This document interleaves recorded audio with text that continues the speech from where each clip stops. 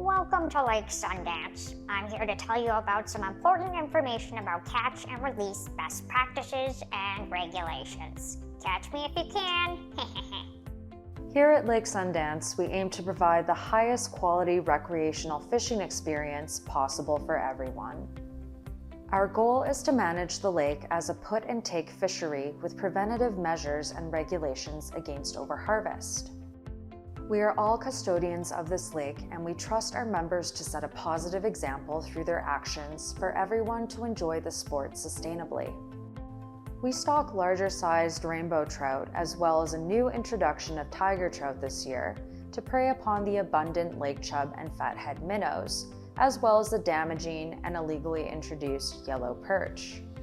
We strongly encourage the catch and release of larger trout, while still providing households the occasional opportunity to take one home. To ensure these trout thrive, here are a few tips on proper catch and release methods. In order for trout to breathe, they need to get their oxygen from the water.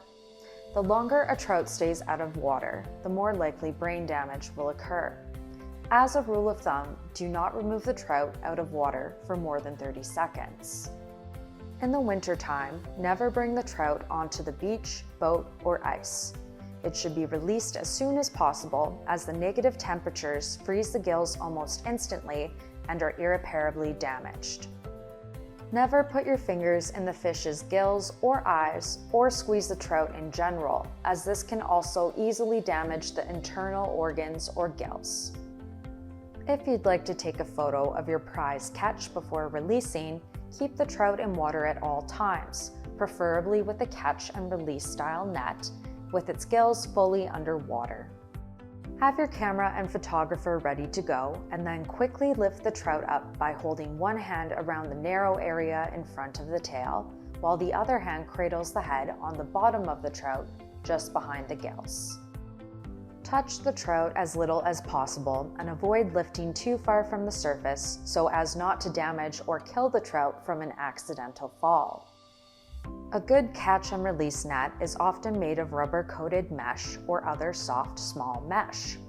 You should wet the net immediately prior to catching the trout so as not to interfere with their slime coating, which protects their skin from contracting diseases.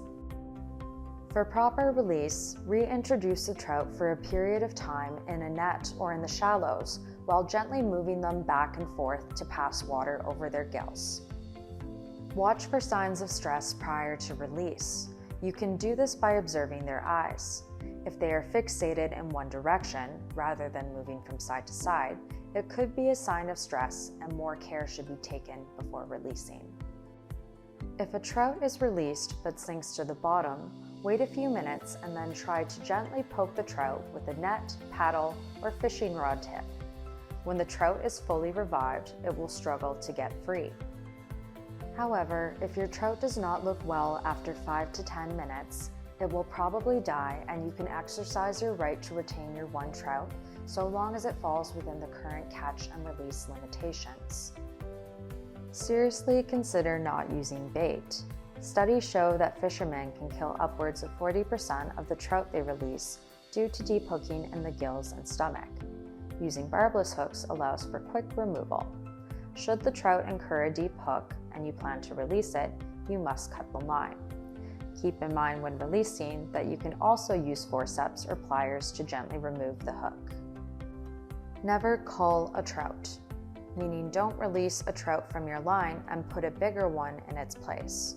In other words, if fishing for a meal, stop fishing when you have retained a trout, and if fishing for fun, release your trout properly. The thrill of outdoor recreational angling is for all to enjoy. Let's ensure that we are setting positive examples and politely guiding others to do the same. If you see any problems or issues with respect to the rules, a fisherman, or the fishery in general, please feel free to pass your comments along to the lake office. Happy fishing, and see you at the lake.